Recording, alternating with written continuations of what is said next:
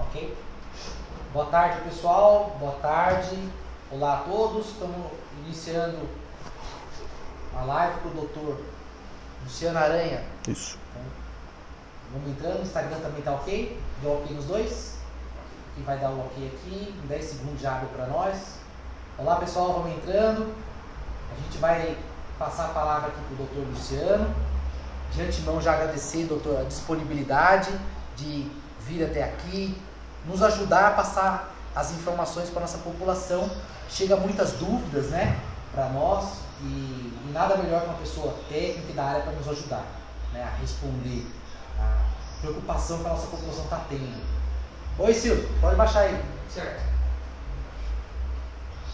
Aqui, está entrando. Não carregou ainda. Não carregou aqui ainda, tipo assim. Doutor, primeiramente, obrigado, né, pela presença.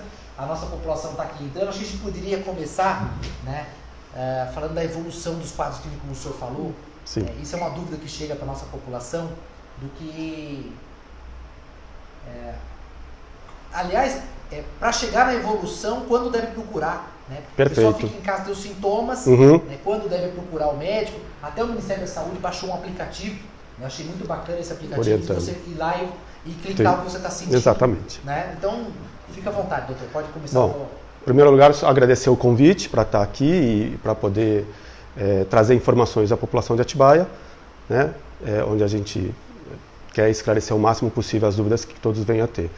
Só para dar uma introdução ao assunto e lembrar a todos, Covid-19 é o nome oficial da doença, tá? É a sigla de doença do coronavírus 2019, porque começou em dezembro de 2019 na China, na cidade de Wuhan, e é causado por um vírus que é chamado, da família do coronavírus, que tem o nome de SARS-CoV-2, porque ele é muito parecido com um vírus que teve uma epidemia semelhante em 2003, mas que pegou a região da Ásia, o sudeste da Ásia, China, Taiwan, Singapura, Coreia do Sul, Japão. Não chegou até nós esse em 2003. Como ele é muito parecido, o primeiro se chamava SARS-CoV, esse se chama SARS-CoV-2. Com relação à doença, o que nós sabemos hoje dessa doença? É uma doença muito nova, vem causando impacto tanto na área da saúde, quanto na área econômica e também na área social.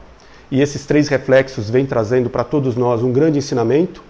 E eu acredito até que dentro desse século tem sido o maior desafio humano, essa pandemia, porque vem mobilizando a sociedade mundial, independente de ideologia, independente de religião, independente de raça, independente de cor. Praticamente todas as nações estão sofrendo com essa pandemia e todas estão tentando, de uma certa forma, controlá-la dentro daquilo que elas têm de capacidade estrutural e de conhecimento do que está sendo desenvolvido.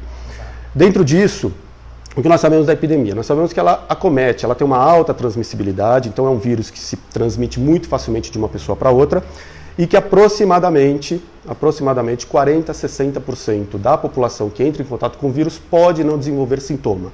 São chamados assintomáticos, mas continuam sendo transmissores. E que deste pool todo de pessoas, 20% vão desenvolver uma doença e vão precisar de um auxílio médico, e que aproximadamente 5% pode precisar de uma estrutura maior de tratamento envolvendo auxílios de oxigênio, medicações e até os respiradores e leitos de UTI. E é por isso que a gente tem tanta preocupação como que essa doença evolui. Então, vamos dividir em três fases a doença. A doença ela é caracterizada por uma síndrome gripal, inicialmente. Uma gripe, como todas as gripes que nós somos acostumados a ter, todo ano temos, né? A gente tem algumas experiências aí, principalmente com influenza, mas existem vários vírus que causam gripes, os adenovírus, os rinovírus, são outros tipos de vírus. E o coronavírus também causa gripe. E esse específico causa um quadro gripal.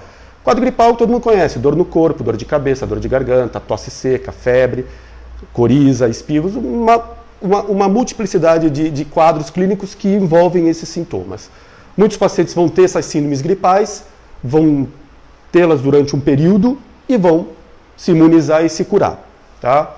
Mas vai ter um grupo de pessoas que, além destas doenças, vai desenvolver outros dois tipos de quadros clínicos do coronavírus, da Covid-19, que é a pneumonia viral, ou seja, o acometimento desse vírus nos pulmões, os pulmões ficam acometidos, causando muita dificuldade respiratória, é o principal sintoma, e também o problema, a consequência dessa pneumonia, que é uma síndrome inflamatória sistêmica, ou seja, produz uma série de substâncias dentro do organismo que causam alterações diversas, não só no pulmão, como na pressão, no ritmo cardíaco, na função dos rins, ou seja, é uma síndrome sistêmica que é muito mais grave. São estes pacientes que desenvolvem a pneumonia viral e os que desenvolvem a síndrome sistêmica que acabam necessitando de um suporte médico, né? Esses pacientes. E o quanto desses pacientes que vão precisar do suporte médico é que se tornou um grande desafio hoje da nossa equipe de saúde. Se nós formos imaginar que 20% de uma população que está exposta ao vírus pode precisar de uma estrutura, vamos fazer uma continha rápida. Eu trouxe aqui a minha cola, eu vou fazer uma conta rápida disso, só para vocês saberem. O IBGE é nosso? Isso. Põe 140. Eu botei 150 porque o nosso IBGE 2010 tem 115 mil habitantes. Exato. Projeção para 2020, 180 mil. Vamos fazer uma média aí, 150, 140, 150. Sim. Vamos fazer 150 que eu já fiz a conta, fica mais fácil. Tá? Se a gente for considerar aqui a população idosa, a média da população idosa das cidades brasileiras, a nossa não deve fugir disso, é de 15%. Tá? A nossa é um pouco mais, a nossa é o dobro. É o dobro? Seja 30%. Tá? Mas vamos fazer dois cenários. O primeiro cenário em que a gente pede o isolamento, a gente não faz nada. Não vamos fazer nada, vamos deixar a doença correr porque algumas correntes dizem, vamos imbulizar todo mundo que passa rápido, né? A nossa, por ser o dobro, até dobra a nossa preocupação. Dobra, sem dúvida, sem dúvida. Mas vamos lá, 20% de 150 mil pessoas é ao redor de 30 mil pessoas. Imagina 30 mil pessoas precisando de sistema de saúde durante 2 meses, que seria a curva evolutiva dessa doença. A gente teria mais ou menos 500 pessoas por dia precisando do sistema de saúde. Só que essas pessoas não chegam no sistema e vão embora, esse grupo que eu falei de 20%. Elas chegam e muitas delas têm que fazer exame e precisam ficar internadas. E não ficam internadas por um dia, vão ficar internadas talvez por 5, 7 ou 10 dias, algumas até 21 dias, não sabemos. Né? Então, ou seja, se você for pensar que 500 pessoas por dia podem ser internadas, aqui na cidade de Atibaia acho que a gente não conseguiria internar 500 pessoas por dia por 2 meses seguidos. A gente não conseguiria. Fazendo uma conta rápida, a gente não ia conseguir. E dessas 500 pessoas, talvez ao redor de 100, entre 100 e 125, iam precisar de suporte CTI, leite CTI. Então, se a gente não fizer nenhum tipo de trabalho para que as pessoas não se adoeçam tão rapidamente, a gente vai ter um colapso no sistema de saúde. Mas vamos supor que a gente conseguisse pegar os idosos acima de 60 anos e deixasse eles isolados.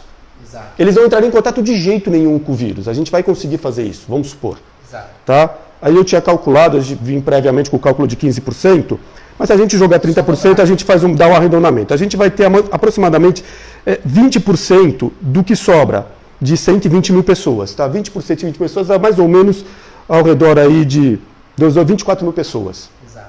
Tá? 24 mil pessoas procurando serviço de saúde vai dar aproximadamente 400 pessoas por dia em 2 meses. E para a CTI vai dar ao redor de 80, 90 pessoas. Da mesma forma, se nós isolássemos os idosos, nós não íamos ter capacidade de atender essas pessoas neste curto período de tempo. Então, por isso que todo mundo está fazendo isolamento. O isolamento não é uma prática... O mundo todo está procurando fazer justamente porque o número de pessoas que pode se infectar rapidamente e acometer no sistema de saúde é muito grande. Agora, se nós conseguirmos reduzir essa transmissibilidade, ao invés de você passar o coronavírus de 1 para 5 ou 6, como seria no mundo livre, passar de 1 para 2 ou de 1 para 3, certamente a gente consegue fazer com que a contaminação seja mais paulatina. Ela continua acontecendo, mas mais paulatina, e os sistemas de saúde vão conseguindo absorver. E tem mais um detalhe que eu queria colocar. Se nós tivermos um fluxo muito alto de pessoas indo ao mesmo tempo ao serviço de saúde, esse serviço de saúde vai ficar superlotado. Ele vai ficar superlotado, nós não vamos ter como acomodar essas pessoas dentro do ambiente de atendimento inicial. E certamente neste ambiente haverá uma carga de vírus muito maior, porque vai ter muita gente tossindo, espirrando e falando ao mesmo tempo, exalando aquele vírus dentro de um ambiente, e a gente sabe que esse vírus fica em suspensão por um período que varia de 3 a 6 horas, e que ele é muito facilmente eliminado quando você cria uma corrente de ar. Então, se você deixar um ambiente fechado, que a maioria dos hospitais são assim, com muita gente junto, tossindo, espirrando, a gente vai ter uma carga viral muito grande. E aí nós vamos ter uma piora da manifestação da doença nessas pessoas que já estão doentes e o que é pior, o acometimento dos profissionais de saúde que estão servindo a essa necessidade. A linha de frente. Tá? Então é muito importante que a gente tenha isso em mente. É importante que a gente faça realmente o achatamento da curva e é importante que a gente faça com que as pessoas se contaminem de uma forma mais lenta e gradual. Tá? Esse é o primeiro recado. O segundo recado é com relação a quando ir a um pronto-socorro hoje. Né? O que nós temos visto é que a maioria dos hospitais tem trabalhado com fluxos separados. Se você hoje tem um quadro, porque a saúde os pacientes continuam tendo doenças graves, a pessoa pode infartar, a pessoa pode ter uma descompensação da diabetes, pode ter uma infecção que não é a infecção respiratória do Covid-19, a pessoa pode ter um trauma, a pessoa pode ter uma doença oncológica se agravando. Então, o hospital também tem que ter capacidade de atender essas pessoas que nos procuram diariamente. Tá? Então, o que se precisa fazer? Você precisa criar fluxos separados para que essas pessoas não se misturem, nem os profissionais se misturem. Então, a maioria dos hospitais tem criado fluxos separados. Tá? As pessoas vão dentro do fluxo da gripe e aquelas que não têm sintomas da pneumonia viral não devem procurar o serviço de saúde. Não é momento, elas devem ficar em casa, isoladas, manter o isolamento domiciliar, tá? Que é o isolamento que elas ficam num ambiente único e não façam contato com os demais familiares, usando máscara, e neste ambiente único em que ela tem alguma via de saída, de ventilação para sair o ar para um ambiente externo, que não um ambiente de dentro da casa. É importante que ela fique isolada. Agora, se esta pessoa que está com quadro gripal começar a apresentar sintomas de dificuldade respiratória, que é a possibilidade de desenvolver uma pneumonia viral, essa pessoa deve sim procurar o hospital. Dentro do hospital, essa pessoa vai fazer uma avaliação inicial para saber se essa dificuldade respiratória é real ou não. Por quê? Porque quando a gente fica nervoso, ansioso, tenso, estressado, a gente fica com dificuldade respiratória. A ofegação é um sintoma clássico de ansiedade e estresse. E às vezes a pessoa está gripada, está doente, não está respirando direito, o nariz está entupido, está tossindo. É natural que ela tenha dificuldade para respirar. Aumentou muito a preocupação da população. Sim. Porque ficou um pânico, né? Há uma massificação da informação que infelizmente, é fato. O mundo todo está vivendo isso, o mundo parou para isso. É natural que isso seja massificado. A mídia, o dia todo falando. A mídia tem essa obrigação, inclusive, né, até de tentar eliminar aquelas informações que não são verdadeiras, porque tem muita informação não verdadeira circulando por mídias não oficiais, né? Muita preocupação, né? Isso. Aí aumenta a ansiedade. Aí aumenta a ansiedade, mas às vezes é difícil para a pessoa saber se ela está ansiosa ou se ela está com piora do quadro. Exato. Então, se você está gripado e está com dificuldade para respirar, eu acho natural que você vá ao hospital ver o que está acontecendo. Exato. Neste momento você pode ir. Chegando ao hospital, você vai ser avaliado por uma equipe que vai saber o que está acontecendo e vai poder ter dados objetivos se essa dificuldade respiratória é representativa de um problema pulmonar ou não. Esses dados objetivos são realizados no próprio exame clínico inicial desse indivíduo. E com o exame clínico inicial, ele descartando a possibilidade de ser uma pneumonia viral, esse paciente, essa pessoa é orientada a novamente ficar em casa e tomando apenas medicamentos sintomáticos, para febre, para dor. Tá? Não se toma muita medicação para a gripe, de uma forma geral, só para aliviar sintoma. Agora, se esse indivíduo, ao ser avaliado pela equipe, mostra alguma alteração que pode vir a representar uma pneumonia viral, ele deve ser melhor avaliado. Aí, geralmente, essas equipes colocam esse paciente para áreas internas do hospital e passam a fazer uma investigação mais aprofundada para saber se esse paciente precisa ou não de uma assistência maior para esse quadro.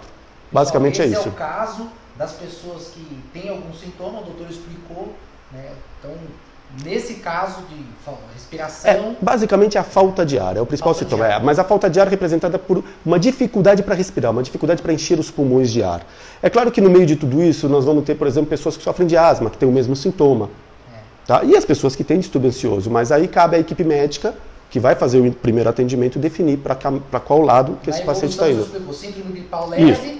Fica em casa. A síndrome gripal é uma gripe comum que todos nós estamos acostumados e temos todos os anos. São vários sintomas. Vários sintomas. Dor de cabeça, febre, dor no corpo, mal-estar geral, coriza, tosse, é síndrome gripal. Isso é comum, todo mundo tem.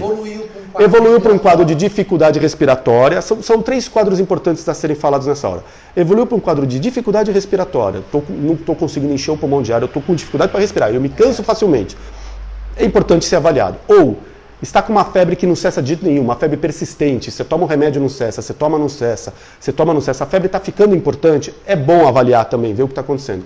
Ou se o quadro geral, o individual, cair, a pessoa ficar aquela pessoa que não tá conseguindo mais se alimentar, não está conseguindo mais fazer as atividades rotineiras, ela deu uma queda do estado geral, que a gente chama. Tá? O estado geral caiu, rebaixou, a pessoa não está bem, ela está realmente prostrada, não tá conseguindo, ela também deve ser avaliada. São os 3 motivos para você pensar em avaliar um paciente. Se é só uma gripe comum, daquelas que nós temos todo ano, fique em casa, evite sair, mesmo porque você pode ter gripe, como eu falei no início, por outros agentes que não o SARS-CoV-2, que não o vírus coronavírus. Você pode ter por o próprio influenza, o ambiente, rinovírus, adenovírus. E lá a chance de você encontrar alguém com o coronavírus é maior, porque as pessoas estão procurando assistência médica. Lembrando que pessoas que não têm sintomas gripais, estão com problemas de saúde, que precisam de assistência médica, na maioria dos hospitais também estão dando atendimento a essas pessoas, tá? Mas só se elas tiverem um problema de saúde que precisa ir ao pronto-socorro. Pegando uma introdução do início, né, doutor, que o senhor falou, esse isolamento, ele se busca a não contaminação em massa, para não sobrecarregar o sistema de saúde. Exatamente. Tem uma pergunta aqui, mas depois do isolamento eu vou estar imune? Não, você não vai estar imune. Depende, aí depende. Se você foi uma assintomática que ficou isolada, por algum motivo, não sabemos, a gente não tem como saber. Pode ser que você tenha se contaminado, não desenvolveu os sintomas da doença e você pode estar imune. Tá? Isso é uma questão que não vai se resolver de certa forma, ele foi com o isolamento. Isso não... pelo vírus. Pode ser que sim, pode ser que não. Né? O assintomático pode ser que sim, pode ser que não. Esse é o grande problema. Como um grupo de pessoas não desenvolvem sintomas, novo, né, a gente não sabe. Aí existem algumas estratégias que podem ser adotadas, mas isso vai de competência das autoridades de saúde que vão definir quais são as melhores estratégias para a sua população. Hoje, a melhor estratégia para a população é manter isolamento e distanciamento. Isolamento social e distanciamento. Esse é o caminho. Tá? Para aqueles indivíduos que têm um quadro mais grave, a pneumonia viral, com necessidade de internação ou até a síndrome inflamatória mais grave, esses indivíduos vão ter o tratamento desenvolvido nos hospitais, onde eles vão estar sendo acompanhados e tratados da forma mais adequada com o quadro clínico apresentado por eles. Vou ser rápido, mas vamos lá. Essa pergunta foi nesse sentido mesmo. Quando vai ser o nosso pico? A expectativa nossa é de 5 a 20 de abril, estamos chegando, né? A partir da semana que vem a gente deve ter o chamado pico de incidência na nossa região. Pode ser que a gente não tenha o pico, porque as medidas de isolamento podem ter sido eficientes e não vem um pico. O clima, doutor, o clima mais quente está ajudando, está favorecendo? Todos nós temos a crença que sim, não há nenhum trabalho evidenciando claramente que o clima favorece, mas há a expectativa que sim, por quê?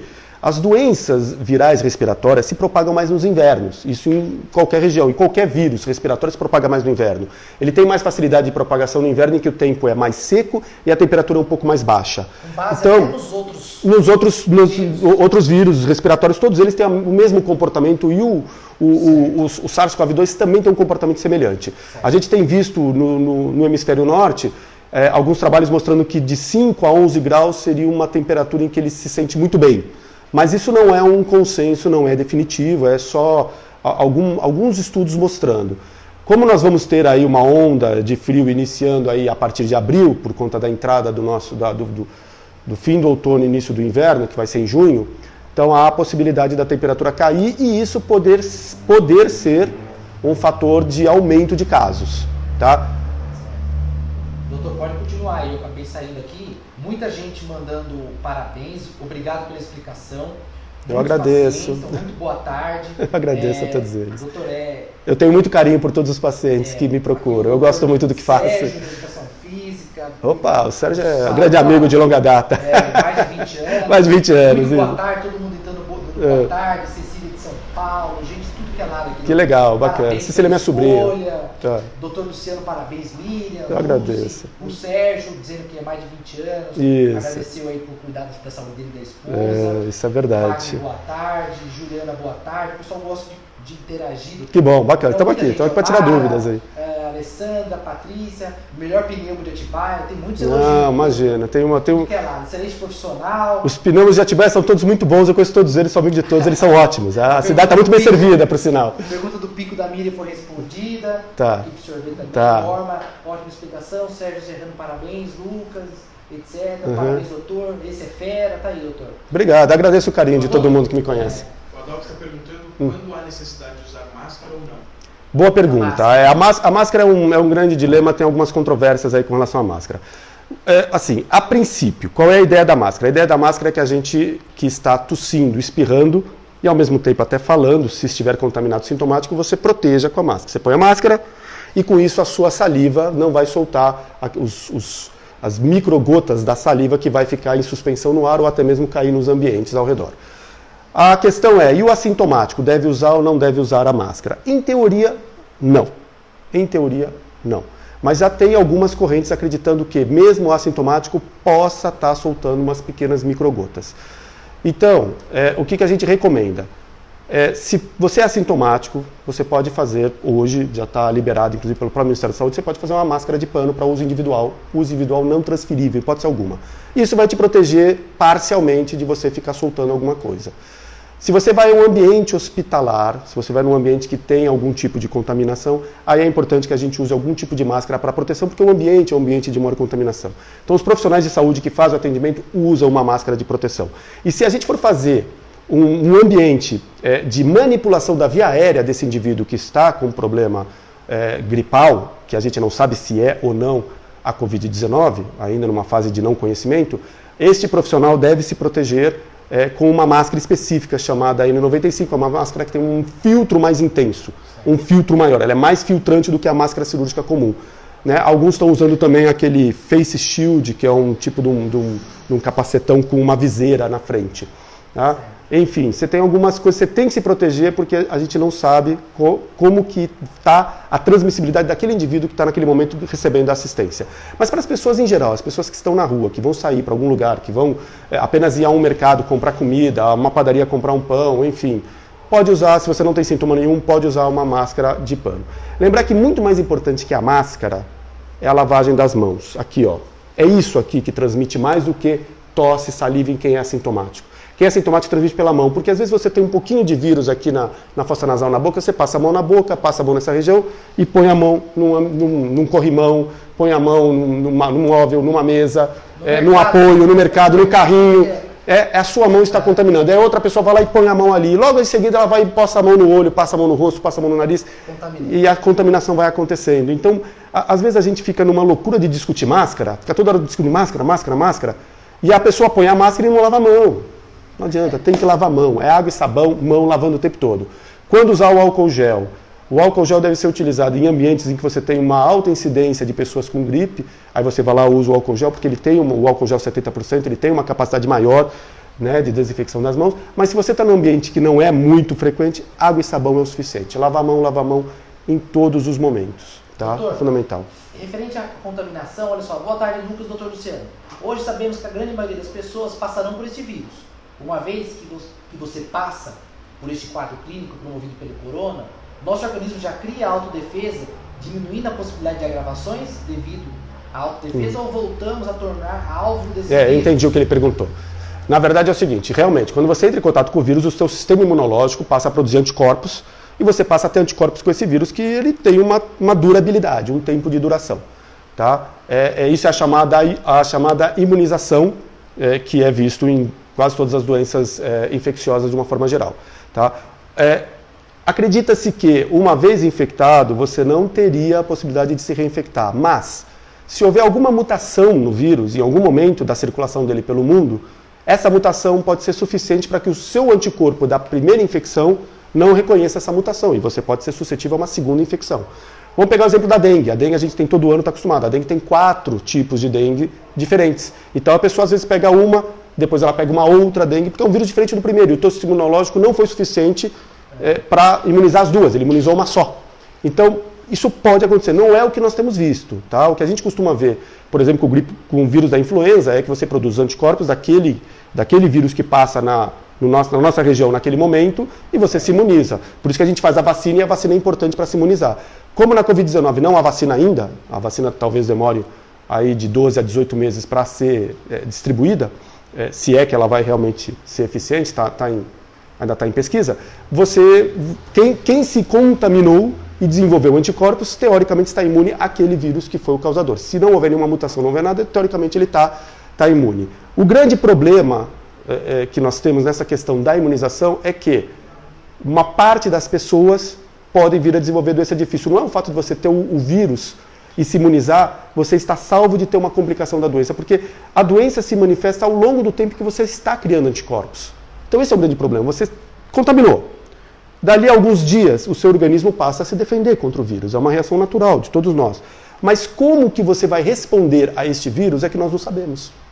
Aí entra alguns grupos que, ao longo do tempo, principalmente o pessoal de Wuhan foram os primeiros a observou que alguns grupos respondem mal. Quem são? Em primeiro lugar, as pessoas com mais de 60 anos. Em segundo lugar, as pessoas que têm doenças crônicas graves. Quando a gente fala em doenças crônicas, vem à mente sempre hipertensão e diabetes. Realmente são as doenças crônicas mais comuns. Mas o hipertenso diabético que tem uma doença leve, que ou usa pouco remédio, ou não tem nenhuma complicação da doença, ele não é um doente crônico grave. O doente crônico grave é aquele hipertenso diabético que já tem complicações da doença. Dificuldades com os rins, dificuldades com o coração, problemas cerebrais, acometido pela própria doença. Essas pessoas têm maior risco. As pessoas que têm doenças respiratórias prévias, incluem-se aí os asmáticos, mesmo aqueles que têm uma boa condição de vida. Pessoas que têm também, que são fumantes, tabagistas. E agora está se falando também de pessoas, isso com muito mais incidência nos países em que não houve o controle da doença, em que houve o boom da doença. Se a gente pegar a experiência da cidade de Wuhan, na China, a experiência da Lombardia, na região da Itália, a experiência da Espanha atual e de Nova York, nos Estados Unidos, a gente tem visto isso. E mesmo o microcosmos ali de São Paulo, né? Você pegar o que aconteceu ali no único hospital de São Paulo que teve muitos casos, onde há um microambiente em que a doença tem uma facilidade de manifestação, certamente ali há uma vulnerabilidade maior. E é isso que nós temos que evitar, que a gente crie áreas de vulnerabilidade para que a doença se manifeste de forma mais intensa. Exato. Tá? Doutor, olha só, essa pergunta me preocupa também, tá. A gente vem sentindo isso, até comentamos antes de começar a live. Estou apavorada com tudo isso. É muito importante, passei para as pessoas. O que a gente pode dizer para essas pessoas que o senhor passou a explicação, o senhor passou o nosso quadro, é uma doença nova, o mundo está passando por isso, mas é uma senhora, a senhora Verônica, tá. O que a gente poderia responder para ela, doutor? Olha, em primeiro lugar, as reações individuais à massificação da notícia e ao avanço da doença, elas são individuais. Cada um tem um jeito de interpretar uma informação. Esse é o primeiro ponto, tá? Que são os impactos psicológicos que nós vamos ver talvez mais para frente dessa doença. O segundo ponto as medidas que estão trazendo maior eficácia em relação à diminuição da infectividade, principalmente do agravamento da doença nas pessoas, são as medidas de isolamento social. Exatamente. Então, assim, a minha orientação se você faz parte de um grupo de risco, mantenha-se isolado para valer, mas para valer mesmo, e busque ajuda de pessoas que possam te ajudar no sentido tanto alimentar quanto econômico. Tá? A gente vai ter que ter um mutirão de ajuda nesse sentido para essas pessoas que são sozinhas. Se você não faz parte do grupo de risco, não se exponha desnecessariamente. Tá? Não se exponha desnecessariamente. Procure ficar o maior tempo que você puder em casa. Se você faz parte dos serviços essenciais, exerça o seu serviço essencial. É fundamental. A cidade não pode parar, as pessoas precisam se alimentar, né? Os caminhões precisam entregar as encomendas, os hospitais precisam de insumos, os médicos, enfermeiros, fisioterapeutas precisam estar no hospital para tratar das pessoas. Então, assim, eu acho que o primeiro ponto, não entre... mantenha o isolamento, mantenha a higiene... Tudo vai passar, né, doutor? Não, como toda epidemia, ela passa, ela tem seu momento de ápice, ela passa, mas... Vamos fazer a nossa parte. Exatamente. Atender as recomendações. Isso, E assim, como temos uma mídia social extensa hoje em dia, graças a Deus, né, ninguém está mais sozinho, ninguém está isolado. A gente pode conversar pela mídia social, converse com amigos, reveja questões individuais, familiares, sociais, tem muita coisa, dá para fazer muita coisa, gente. Aproveite este tempo que você não possa estar se deslocando com tanta frequência para realizar outras coisas. Existem cursos online sendo oferecidos. Sei lá, você tem alguma coisa que você gosta? Aprenda algo, faça curso online. É tão legal, tem tanta coisa boa. Então, assim, não entre em pânico, né? A doença não bate na tua porta, abre e entra em você. Não. A gente que vai ao encontro dela. Então não vai ao encontro da doença. Vamos atender as recomendações. Exato. Doutor, doenças crônicas, pessoa mais propensa a agravamento do Covid. Já respondeu isso? Já respondi. Acabei de responder. Foi as doenças... Isso, as doenças que eu citei, as pessoas com doenças crônicas. crônicas. Parabéns, o senhor que já ir captando alguma outra mensagem, eu vou vendo aqui, ótima explicação. Microgotas duram no ar quanto tempo, doutor? Então, tem um trabalho chinês sobre microgotas, muito interessante. Elas são mais frequentes quando você tosse, quando você espirra e quando você fala alto. Tá? E elas podem durar de 3 a 6 horas no ar. Tá? Essa é a média que o pessoal tem calculado. Mas, se você tiver um ambiente com fluxo de ar, se você abrir portas e janelas e deixar a corrente de ar passar, elas em menos de 15 minutos elas são totalmente depuradas. Portanto, não fique em ambientes fechados, fique em ambientes abertos. A única pessoa que deve ficar num ambiente fechado, mas fechado, veja bem, não é fechado completamente clausurado. É a pessoa assintomática, mas ela deve ter uma área de saída para o lado externo, não para o lado interno, onde estão as demais pessoas da casa. O lado interno tem que estar fechado, senão não é isolamento. Tá? Obrigado, doutor. Estamos indo aqui, parabéns. Amigos, foram hoje, durante o ano certo do Covid-19 de paixão. Bom, os dados oficiais estão sendo passados pela Secretaria de Vigilância, Saúde, isso, os dados oficiais isso. Tá bom, pessoal? Isso é os dados oficiais. O resto está sendo muito falatório também. Então a gente tem que ficar esperto com os fakes, né? Isso. Está sendo oficial, está sendo publicado, né? A gente combinou isso. Só para todos saberem, tá? Como que o Ministério da Saúde orienta a toda a categoria de profissionais de saúde. Hoje, no Brasil, como nós já temos um cenário da chamada transmissão comunitária, e o que é transmissão comunitária? O vírus não está vindo de alguém que vem de fora, né? O vírus agora está circulando no nosso ambiente, entre nós mesmos. Então, quando a gente já tem um padrão de transmissão comunitária, o Ministério da Saúde orienta que nós façamos a notificação dos casos graves, que são esses casos que eu falei de pneumonia viral e de síndrome inflamatória mais intensa, tá? E também de profissionais de saúde. Então, é muito provável que muita pessoa com quadro gripal leve, que não precisa procurar o hospital, ela não precisa ser notificada e ela não vai fazer parte dos números finais que nós temos. Tá? Porque isso não tem mais uma relevância do ponto de vista epidemiológico local.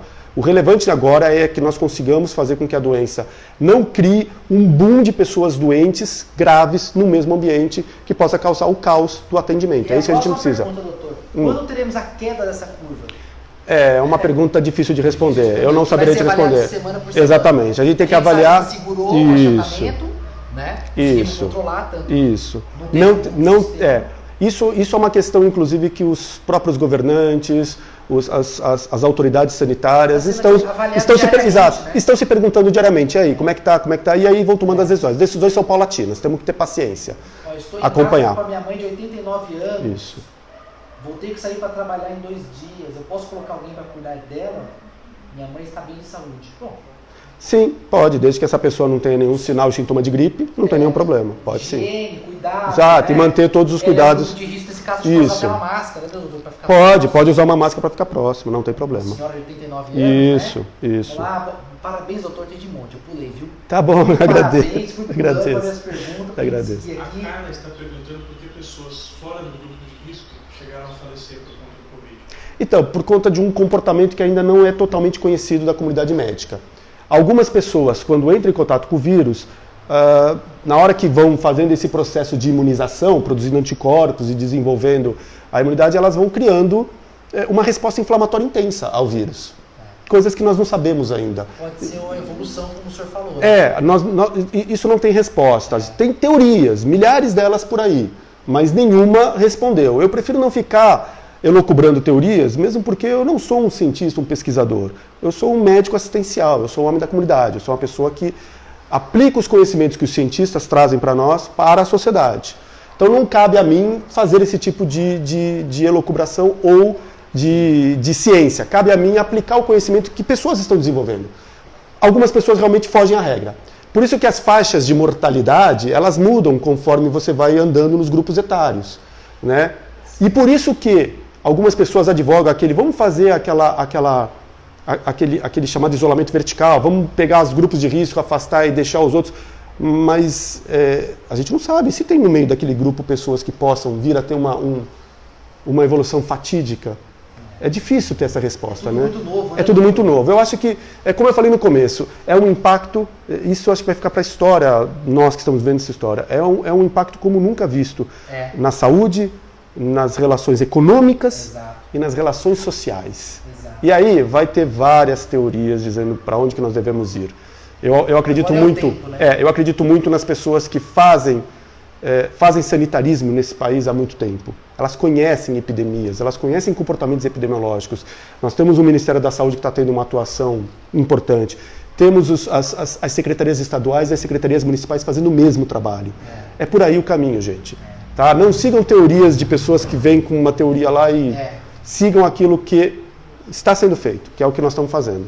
Doutor, esse aqui acho que a gente respondeu os sintomas, né? Uhum. Quais são os primeiros sintomas? É a síndrome gripal? É gripe. Os primeiros sintomas é gripe. Voltando a falar, dor de cabeça, dor de garganta, febre, dor no corpo, coriza, espirros, tosse. Basicamente, são esses os sintomas de gripe, como qualquer gripe que se possa ter. Tá? Esses são os sintomas principais. E boa tarde para todo lado, doutor, tá aqui, boa tarde, boa tarde.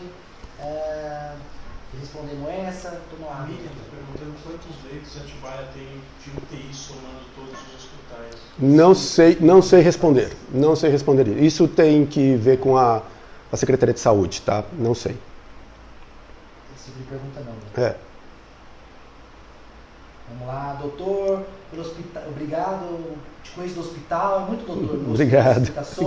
A intenção nossa, pessoal, é exatamente essa: trazer informações que são de utilidade pública, como a síndrome gripal, as pessoas ficam preocupadas, a ansiedade, a evolução da síndrome gripal para crise respiratória, aí devemos procurar. Isso, é isso aí. Porque as pessoas, né, estão ficando com muito medo. E a gente tem que ter calma nessa hora, claro, para poder sair dessa crise também. Exatamente. Agora é o tempo, exatamente. Precisamos ter tempo, dá tempo. Isolamento por causa do achatamento da curva. Isso. Fazer, você vê que o Atibaia, o Estado, tá todo mundo reagindo. É lógico que a próxima semana vai ser crucial, né, doutor? É bem provável. A gente vai avaliar como é que vai ser a curva. Vamos torcer para que a gente saia, né? Eu acredito que se nós tivermos... Porque assim, todas as ações tomadas... temos que lembrar do seguinte, as ações elas são tomadas hoje, mas elas vão ter resposta visível em 2 semanas, em média. As respostas elas não acontecem imediato, não é por exemplo, eu tenho X número de pessoas infectadas hoje, tá? E eu tomei a decisão de fazer isolamento. Parou, né, doutor? A China total. 80 e poucos mil. Parou, mas ela está preocupada com com a reincidência da doença nas pessoas que ainda não foram imunizadas, que lá também tem pessoas que não foram imunizadas. O Chile tem 1 bilhão e 300 milhões de pessoas. É muita gente. Né? Eles demoraram um pouquinho para isolar o Wuhan, porque eles demoraram para perceber a gravidade do quadro.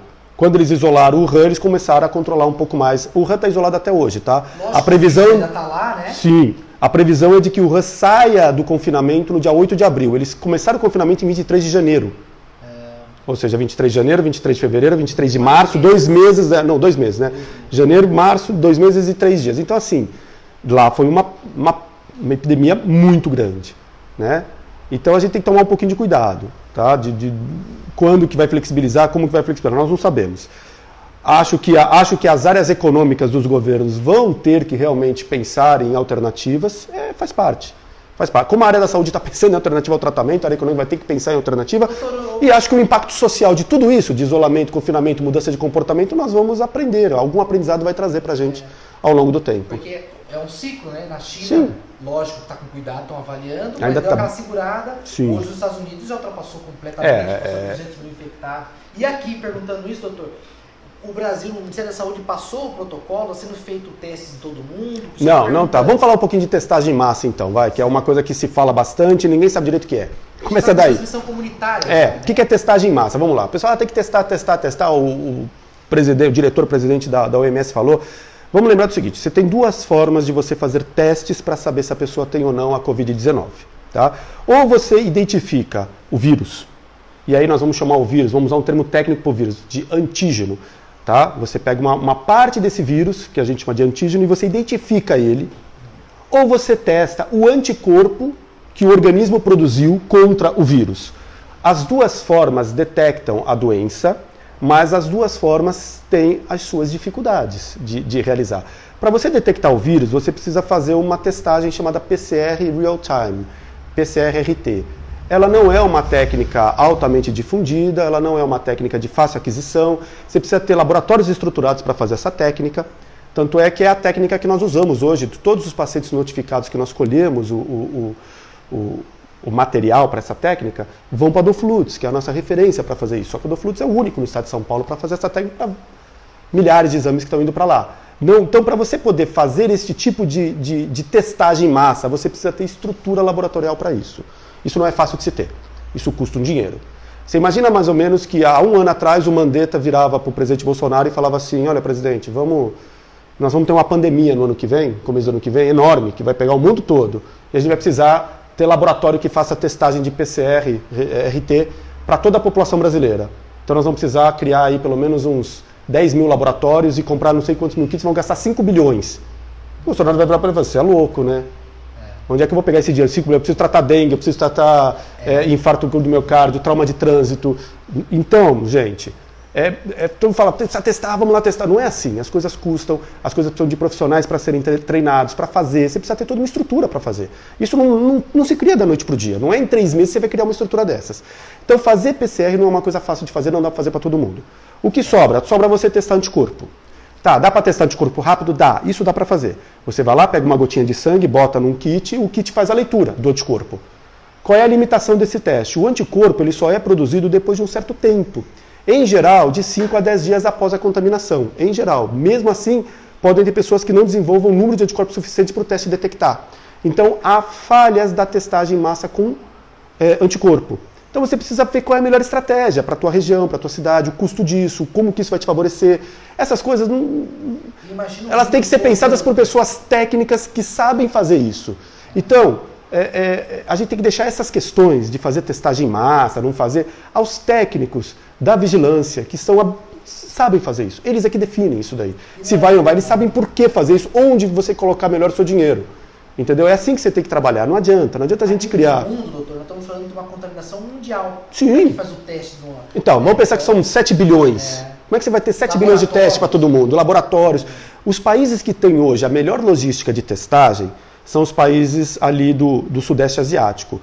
Japão, do Sudeste, mais do Leste, do Leste Asiático. Japão, Coreia do Sul, Taiwan, Singapura, Hong Kong. Eles realmente têm uma estrutura laboratorial muito forte. Mas lembra que eu falei logo no comecinho? Eles sofreram uma epidemia de coronavírus em 2003. Ali eles aprenderam muito porque teve muita mortalidade na região deles, tanto na China quanto nesses países. E lá eles desenvolveram tecnologias para poder fazer testagem. Eles tinham estrutura para isso. Né? Eles fizeram uma reserva, fizeram estrutura, mas eles veem isso Passaram pela crise. Passaram mais de 15 anos atrás. E é uma população, o país mais populoso daquela região, tirando a China, que é extremamente populoso, é o Japão, com 126 milhões de pessoas, mas a Coreia tem 50 milhões, Taiwan, Hong Kong, Singapura não passam de 9, 10 milhões cada um deles, entendeu? São países pequenos.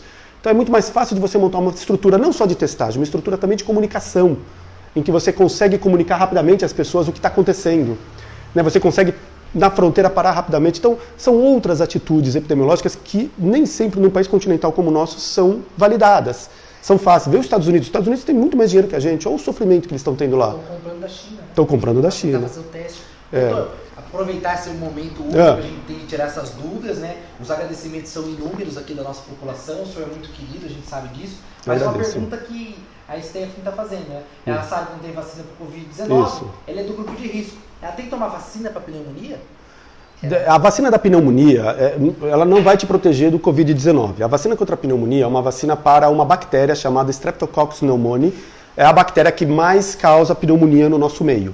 A gente reserva esta vacina para certos grupos de pessoas. Tá, eu não sei qual é a doença da Stephanie, no caso, não sei se ela falou. Ela fala que é grupo de risco. Eu não sei de qual. Se ela, por exemplo, asmático em geral não se vacina. Asmático é grupo de risco, mas não se vacina para a pneumonia. A gente reserva para pessoas que têm um risco maior de desenvolver doenças infecciosas bacterianas pulmonares. É um outro grupo, tá? Mas não é o caso. O que nós pedimos para fazer, e o Ministério da Saúde fez até um adiantamento da campanha, é a vacina para influenza. Se você fizer a vacina para influenza, que é uma vacina que anualmente é oferecida aos grupos de risco para influenza, você minimiza nesses grupos de risco a incidência da influenza. Com isso, você diminui um pouco a dificuldade diagnóstica nas síndromes gripais. Você começa a eliminar um pouquinho da síndrome gripal e influenza nesses pacientes de risco e passa a ter um maior norte para a Covid-19. É basicamente para isso. E lógico, a influenza é uma doença que tem menor transmissibilidade do que a Covid-19, mas ela é mais perigosa, ela é mais grave.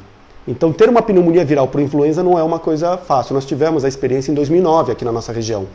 Né? Não sei se todos lembram, mas em 2009 tivemos uma gripe suína, que foi uma epidemia por influenza. Não teve as proporções populacionais que está tendo a Covid-19, mas era uma doença com uma gravidade maior em termos de letalidade. Uma doença mais grave. Obrigado, doutor. Júnior do Trânsito, muito obrigado, meu amigo. Muita gente dando parabéns aqui. Oi, Dani. A Luciete, ela pergunta, ela tem 62 anos, Tá. ela está há 3 dias com muita dor de cabeça, dor no corpo, não teve febre, mas tem fortes espirros e tosse seca. Ela está com uma gripe, tem que ficar em casa. mantenha-se em casa. Mais uma idade, Síndrome gripal, fique em casa. E fique em casa isolada, não fique em casa, a não ser que as outras pessoas já estejam gripadas, mas se não tiver só ela gripada, fique num ambiente isolado. Se ela pudesse isolar num ambiente da casa, melhor. É claro que a gente sabe que o nosso país não é um país em que todo mundo tem condições de moradia adequada. Talvez alguns lugares tenham muita dificuldade de se fazer isolamento no nosso país, tá? Mas o caminho é esse, tem que se tentar fazer o isolamento da melhor forma possível. Doutor, não sei se eu posso, você quer falar do protocolo? Posso falar. Estou perguntando. Posso falar, né? Vamos lá. A hidroxicloroquina é a droga da vez, né? Tá na mídia, todo mundo falando.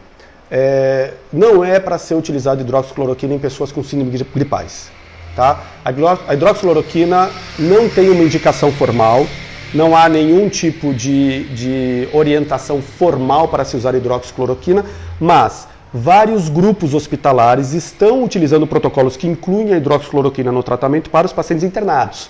Então, para pacientes internados, é uma droga útil em certas circunstâncias e que quem determina isso é a equipe médica que está conduzindo o caso.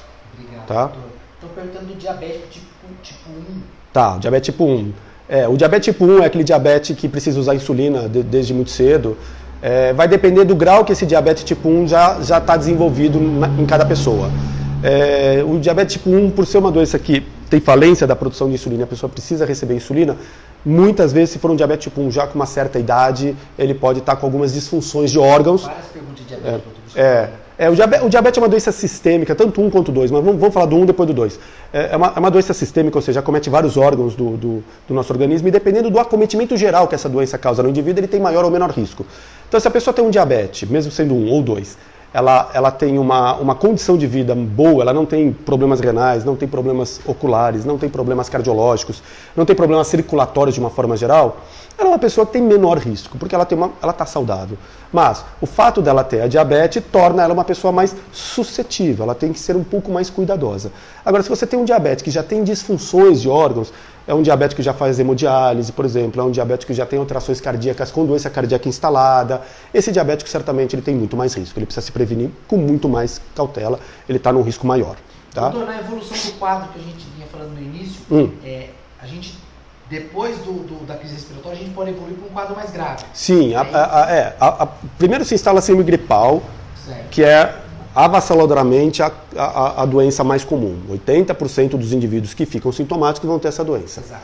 20%, as estatísticas variam de país para país, talvez tenham fenômenos climáticos, fenômenos étnicos que possam mudar um pouquinho a incidência. Mas a incidência depois que vai para a pneumonia viral é mais ou menos próximo dos 20%, vão ter um quadro pneumônico, que também não necessariamente é um quadro muito grave, mas é um quadro que afeta os pulmões. A pessoa tem uma pneumonia. A gente detecta essa pneumonia através de sintomas respiratórios, o principal é a falta de ar, e exames laboratoriais e de imagem, que a gente já faz para poder avaliar como é que está esse paciente. Esse paciente, sim, ele deve ser melhor avaliado, mais bem monitorado. Muitos desses pacientes, dependendo da condição clínica dele, devem ficar no hospital, sob vigilância e início de cuidados dentro do protocolo que cada hospital fornecer. Certo. Esse indivíduo tem dois caminhos. Ele pode evoluir por uma recuperação total e completa, que é o que a grande maioria acontece, mas há um pequeno grupo que evolui para a doença mais grave, que é a doença que acaba acometendo o corpo como um todo, né? Uma síndrome inflamatória sistêmica, há uma inflamação generalizada no corpo e essa pessoa passa a ter mais dificuldade para respirar ainda, fica pior do ponto de vista respiratório, muitas delas precisam de suporte em UTI com necessidade de aparelhos, de máquinas, sedação, tubo, ventilador mecânico, respirador, o ventilador mecânico é o chamado respirador. Essas pessoas vão precisar de uma assistência mais intensa. E aí, dentro desse grupo, lógico, houve uma gravidade da doença, são as pessoas que podem evoluir para a morte. Então a gente tem que cuidar melhor ainda dessas pessoas. As pessoas estão com medo de tomar vacina para pneumonia, porque o Covid ele ataca diretamente os pulmões? Uma coisa não tem nada a ver com a outra. Na verdade, assim, vamos lá, são duas vacinas diferentes. Tem a vacina para pneumonia, que na nossa rede pública é a Pneumo 23, tá? Ela é reservada para certos grupos de pessoas. Tá? E a indicação é médica, não é chegar lá e falar quero tomar uma vacina para pneumonia, isso não existe, tem que ter uma indicação médica para tomar essa vacina, tá? E os médicos sabem quem deve tomar, quem não deve tomar. Existe a vacina da gripe, que é a vacina para o vírus influenza, que é a vacina que a gente faz campanha anual, que são reservadas para grupos de pessoas com maior suscetibilidade de desenvolver uma gripe do tipo influenza. Essas duas vacinas não interferem em nada com a doença do Covid-19. O que acontece é que, se você fizer a vacina para a gripe, a influenza, nos grupos de maior risco para a influenza, esses grupos, coincidentemente, também acabam sendo os grupos de maior risco para a Covid-19, a exceção são as gestantes, eles acabam, você acaba tendo uma maior chance de eu excluir a influenza nesses pacientes quando eles começam a piorar, porque eles já tomaram a vacina. Então eu acredito que eles estão protegidos para a influenza. Essa é a ideia. Certo. Entendeu? Eu consigo excluí-los. Vamos pegar um caso bem clássico. Um senhor de 65 anos que foi na campanha tomou a vacina de gripe. Certo. Há mais ou menos uma semana atrás. E daqui a 10 dias ele procura o hospital com muita falta de ar e teve uma gripe com muita falta de ar. Eu não vou imaginar que ele tenha a influenza porque ele foi imunizado. Eu tendo a imaginar que ele tem a Covid e vou me preocupar mais em tratar a Covid. É claro que eu vou fazer os exames para detectar. Doutor, muitos parabéns aqui, né? Isso do paciente imunodepressão. Isso, imunodepressão. Isso. São pacientes que recebem algum tipo de remédio para tratar algum tipo de doença e que gera uma diminuição na sua resposta imunológica. Esses pacientes também desenvolvem maior risco para desenvolver a Covid-19. Então, os imunodeprimidos, de uma forma geral, quem são? São pessoas que tomam medicamentos para doenças autoimunes e são pessoas que tomam medicamentos para câncer, de uma forma geral. Essas pessoas realmente também entram no grupo de risco. No Japão não tem vacina? Não, não tem vacina. A vacina da Covid, só para falar todo mundo, não existe vacina Covid-19. Tem 2 estudos hoje já no estágio de aplicação clínica e tem vários outros, vários, em estágio ainda de desenvolvimento. Temos que esperar. Não temos vacina ainda para Covid. Bronquite é grupo de risco? Bronquite é. O termo bronquite é um termo que significa tudo que termina em ite em medicina é inflamação. Bronque são os brônquios ficam nos pulmões. A bronquite nada mais é do que uma variante da asma. Na verdade, toda asma é uma bronquite. Mas existem pessoas que só têm inflamação brônquica que pode não ser uma asma. Pode ser, às vezes, um quadro viral agudo, pode ser uma intoxicação por algum tipo de produto, enfim, ele teve uma bronquite aguda. Mas a maioria das pessoas que falam tenho bronquite, elas têm asma. Essa é a questão, tá? Eu não sei o que o Bruno tem, mas se a bronquite que ele fala ter é uma asma, ele é grupo de risco, tá? Doutor, muito obrigado. Doutor, quer fazer algumas considerações, algo que a gente possa passar para a população? Acho que assim, a principal consideração é, primeiro, não divulguem notícias, principalmente áudios, que vocês não saibam quem mandou. Chega no teu WhatsApp um áudio falando coisas catastróficas. Porque áudios, de uma forma geral, eles não têm credibilidade, porque é alguém falando que ninguém sabe quem é. Não repasse esse tipo de informação. Não repasse informações que não tenham referências, que não tenham nenhum tipo de referência. Tá? Geralmente o cara bota um texto lá falando um monte de coisa, no final está dizendo que é de alguém. É de alguém quem? Esse cara que está sendo identificado no final, realmente é ele que escreveu isso? Desse tipo só vão piorar. Esse tipo de informação não repasse em hipótese alguma, são informações que não têm credibilidade. Tá? A mídia, por mais que a mídia massifique a mídia tem uma responsabilidade com a informação. Então as informações de mídia, em sendo uma mídia séria, correta, adequada, teoricamente é uma informação correta. E se eles errarem por algum motivo, eles vão se retratar no momento futuro. Busquem informações com profissionais que saibam as informações, sempre. Sempre que você puder ter um contato de alguém que tenha a informação correta. Tá? E por fim, mantenham o isolamento social e o distanciamento e a higiene. Tá? Esse é o melhor caminho que a gente pode ter para minimizar o impacto dessa doença na nossa sociedade. A gente vai passar por mais uma semana, vamos avaliar diariamente os governos, os médicos, está todo mundo estudando isso, né, doutor? Não dá para dizer, nós vamos ficar parados desse jeito até quando? Ninguém sabe. Ninguém sabe. Vai depender do comportamento da epidemia. Pelo ciclo da doença, em alguns locais parece que vamos supor que daqui daqui 2 semanas a gente tenha cada região, algum resultado de que, olha, dá para ir liberando certos tipos de trabalho. Eu entendo que tem muita gente hoje preocupada com a questão econômica. Concordo, acho que todos nós, ninguém está. Mas as pessoas não param para pensar o seguinte: se essa doença tiver um impacto do jeito que teve em Wuhan, Lombardia, Itália, Espanha e Nova York, nos Estados Unidos, não há economia que segure. Não adianta. É muito pior, porque você já parou para pensar que tem países que não têm onde enterrar seus mortos?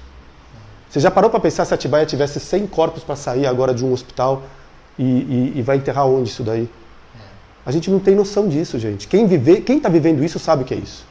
Então, quem conversa com gente que mora na Itália, que está na Espanha, pessoas de Nova York, em Wuhan, sabe? Isso é o tipo de coisa que ela não tem... A gente tem que ter a precaução Tem que hoje. ter a precaução hoje. A gente tem que pensar que se a gente fizer a lição de casa agora, lá na frente, talvez a gente tenha muitas dificuldades econômicas, sim, não nego. Mas talvez a gente não tenha a memória de pessoas queridas mortas. O que eu deixar mensagem para a população é que o Brasil, como os outros países que estão sendo acometidos agora pelo possível achatamento da curva, o aumento, o pico que todo mundo fala, está fazendo a parte. Isso. Mas pessoal, as pessoas, né, que estão ouvindo, não adianta ficar nas praças, nas ruas, Não. tendo contaminação entre familiares. É isolamento. Infelizmente está todo mundo sofrendo com esse pânico, a Uhum. economia está sofrendo e a gente tem que fazer a nossa parte. Se não está com necessidade de estar na rua, não está trabalhando, também não fique em grandes rodinhas, porque em muitos locais da sem cidade dúvida. as pessoas estão, não podem confundir isso com férias. É É. grave, né? É Sim, grave o que sim. está acontecendo. O mundo está parando. Por Exatamente. Isso, como o senhor mesmo falou, né? No futuro a gente vai poder contar essa história. É, né? sem sombra de dúvida. Mas vamos fazer a nossa parte, né? Ó, só um detalhe para vocês. Saiu uma reportagem recente de pessoas que fazem sismografia. Sismografia é você medir o movimento da Terra para detectar precocemente terremotos. Então existem centros de sismografias no mundo inteiro. Aqui temos um.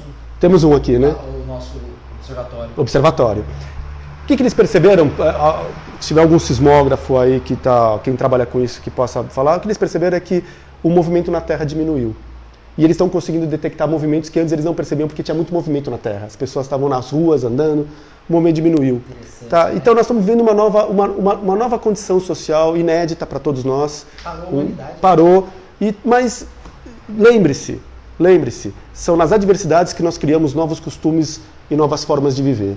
Talvez a gente esteja conhecendo novas formas de viver, novas maneiras de enfrentar situações que geraram adversidade para a gente. Vamos começar a pensar em coisas diferentes. Não vamos só pensar no apocalipse, no fim do mundo. Não é. É o momento. A crise está aí. Vamos começar a ser criativos, pensar em alternativas, em situações novas, diferentes. Situações em que a gente possa interagir com o menor risco. Vamos pensar dessa forma. Não temos solução. Nenhuma. Os problemas a gente vai achar um. Isso aí, concordo com você. É isso aí. Sempre assim. A gente vai achar uma solução para esses problemas. É sempre assim. Todos juntos, com calma, com paciência, a gente vai achar uma saída. Quando chegar a morte, infelizmente, esse ciclo a gente consegue. O que a gente tem que evitar são as mortes evitáveis, né? Mortes evitáveis são fáceis de evitar, a gente consegue evitar. Vamos fazer nosso... Muito obrigado, doutor. Imagina. Muito obrigado por nos ajudar. Muito obrigado por essa orientação. É isso, é um prazer. Você percebe que as pessoas têm esse receio, têm essa dúvida. Ouvimos de tudo aqui na nossa live com a população. Isso vai ficar gravado, muitas pessoas vão vendo, vai replicando. Beleza. Mas essa informação ela vai chegar para a população. Ótimo. A nossa preocupação, né, e agradeço mais uma vez, era isso. Poder levar informação para a população. Né? Informação correta, informação segura, informação de um médico da nossa cidade. Muito obrigado, doutor. Obrigado. Tá bom? E espero, pessoal, que nos próximos dias a gente consiga já enxergar uma expectativa. Mas hoje são essas orientações, temos que seguir esses protocolos, porque dia após dia toda a humanidade está buscando uma solução para esse problema. E a gente vai ter, num futuro bem próximo, uma saída para isso tudo. Então vamos fazer a nossa parte agora. Tá bom, pessoal? Um grande abraço a todos, doutor. Muito obrigado. Obrigado, viu, Lucas? Se quiser fazer algum encerramento, algum final... Não, já acho que você encerrou muito bem. Acho que eu já tinha dado o recado, é isso aí. Estou muito feliz de poder estar compartilhando com vocês. Obrigado mais uma vez, doutor. Obrigado. Muito obrigado, pessoal. Boa pergunta, ficou pendente? Não? Então, encerrando. Muito obrigado. Vamos fazer a nossa parte por enquanto. Sem dúvida. Ficar em casa e